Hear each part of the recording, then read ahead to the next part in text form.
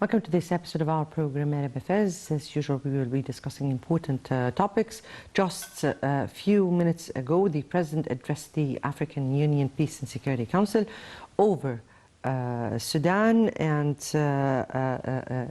in which many of the Arab and African leaders and heads of states were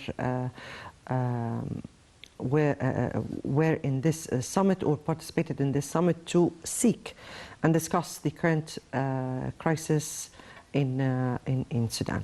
On top of the attendance were Ugandan President Yoweri Museveni, the current President of the African Union Peace and Security Council, the head of the African Union Commission Moussa Faki, and the Secretary General of the Arab League Ahmed Abul Gheit, as well as the IGAD Secretary General and the UN envoy to the African Horn. The President addressed the attendance and spoke of the importance and the dangerous situation in Sudan. The Councillor Ahmed Fahmy stated that this summit focused on ways to end the violence in Sudan and coordinate among all concerned parties to reach a permanent ceasefire and boost humanitarian corridors, so as to prepare the ground for returning to negotiations. The President, in his speech addressing the attendance, asserted the importance of coordinating among neighboring countries to resolve the crisis, and said that their meeting comes and the efforts come all in parallel to each other, of several coordination that were made among several concerned parties, and the stress that each efforts is integrated with all those regional and international partners, including the African Union and the Arab League, and is based on certain constants, on top of which is reaching a permanent ceasefire, protecting the Sudanese national institutions, and ending the crisis in Sudan. He said that the crisis in Sudan is a Sudanese one, and hence the solution should come from within.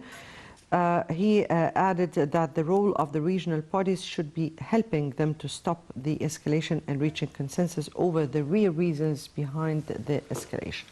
This we'll be speaking about in our episode. Before we delve into our discussion, let's first have a quick look on the Arab news that took place during this week, and we'll come back.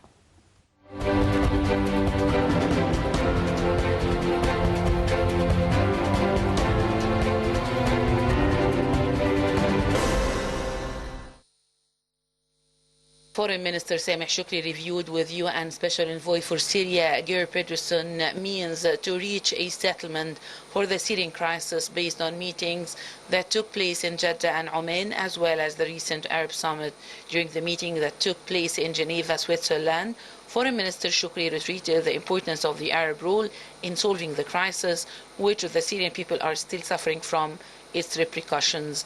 Shoukry said that Egypt attaches as a top priority the Syrian file, in following up with deep concern ongoing consultations among Arab ministerial committees, and the Special Envoy for Syria and other concerned bodies met to solve the crisis. Cairo condemned the breaking in of Al-Aqsa Mosque compound on Sunday by the Israeli National Security Minister Itamar Ben-Gvir. The Egyptian Foreign Ministry said that such provocations are contradictory to the sense of responsibility and wisdom that should be practiced by officials. The statement said continuous violations will not change the legal and historical status of Al-Aqsa Mosque compound, which is purely Islamic site. It also called on the Israeli side to immediately halt provocative practices that lead to tensions in occupied territories. Israeli occupation forces killed 3 Palestinian fighters Monday in a raid on a refugee camp in the occupied West Bank in what the army described as an operation targeting suspects. In a statement, the Palestinian Health Ministry identified the 3 men killed in Balata camp in Nablus as Mohammed Abu Zaytoun, 32, Fathi Abu Rizq, 30, and Abdullah Abu Hamdan, 24. And Al-Aqsa Martyrs Brigades, the armed wing of the Palestinian President Mahmoud Abbas Fatah Party, said in a statement that the 3 were among the group's fighters. The group's emblem was wrapped around the foreheads of the men in a morgue, and their bodies shrouded in the Palestinian flag. Border crossings between Egypt and Sudan continue offering support for Sudanese citizens with the flow of the displaced fleeing from the 5-week war. Minister of Solidarity Niveen Al-Qabbaj announced that the UN Development Programme and the European Union offered to the Ministry of Solidarity and the Egyptian Red Crescent a contribution to support the victims of Sudanese crisis, which is estimated at 27 tons of medical equipment.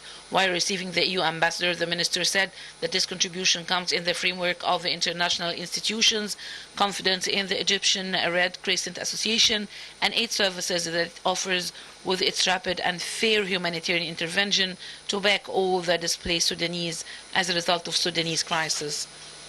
The U.S. Embassy in Khartoum said in a joint statement on Friday that Saudi Arabia and the United States of America have noted improved respect for the agreement on a short-term ceasefire and humanitarian arrangements in Sudan. This came as sporadic clashes between Sudan's army and the paramilitary force have spilled over in the last few hours, puncturing the relative calm in the capital Khartoum. Meanwhile, U.S. Secretary of State Antony Blinken said that the United States is providing $245 million in humanitarian aid to Sudan and neighboring countries to help them cope with an ongoing crisis stemming the conflict in Sudan. The UN says that the number of people requiring aid has jumped to 25 million, more than half the population.